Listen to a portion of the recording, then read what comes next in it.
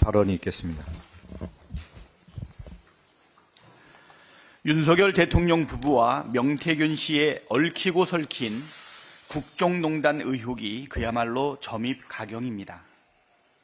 지난 2022년 3월 9일 대선 당일에 미 공표 명태균 여론조사보고서가 윤석열 캠프 회의 테이블에 올랐고, 이 회의 내용과 여론조사 결과까지 당시 윤석열 후보에게 보고됐을 것이라는 캠프 내부자의 증언이 나왔습니다.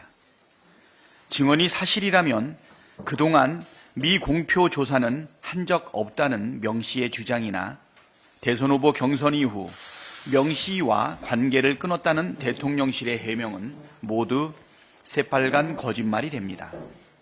문제의 명태균 보고서는 미래한국연구소 전 직원 강혜경 씨가 국정감사 때 국회에 낸 대선 면밀조사 결과 보고서와 일치합니다. 명태균 씨가 윤석열 여론조사를 81회 진행하고 그 비용 3억 7천만 원 대신 김영선 전 의원 공천을 대가로 받았다는 강 씨의 주장이 사실일 가능성이 크다는 이야기인 것입니다. 특히 이 보고서엔 윤석열 후보가 이재명 후보를 9.1% 이기는 것으로 돼 있다고 합니다.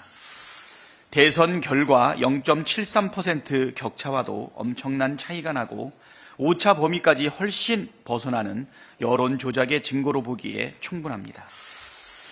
실제로 명 씨의 미래한국연구소가 2021년 국민의힘 대선 경선 당시 시행한 9건의 미공표 여론조사 가운데 8건이 조작됐다는 보도도 나왔습니다. 응답자를 부풀리는 수법으로 윤석열 후보가 홍준표 후보를 이기도록 순위를 조작했다는 것입니다. 이 시기에 명 씨는 강혜경 씨에게 윤석열이를 높여야 한다, 외부로 유출하는 거라며 노골적으로 조작을 지시한 것으로 알려졌습니다. 윤석열 캠프와 명태균 씨는 지난 대선에서 대체 무슨 짓을 한 겁니까?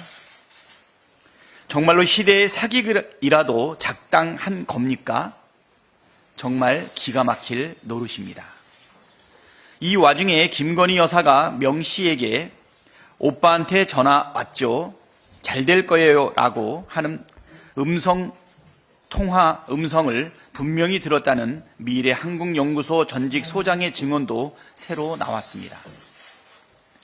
김건희 여사의 잘 될 거라는 말이 2022년 김영선 전 의원의 보궐선거 공천을 뜻한다는 것은 이제 삼척동자도 다 아는 이야기입니다.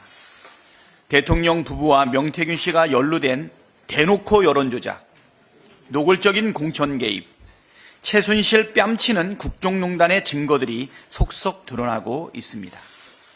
국민의 분노는 이미 폭발한 화라산의 용암처럼 전국을 불태우고 있습니다. 윤석열 대통령 부부는 국민 앞에 석고 대제하고 김건희 특검을 받아들이는 것 말고는 그 어떤 탈출구도 없음을 하루라도 빨리 깨닫기를 바랍니다. 국정감사가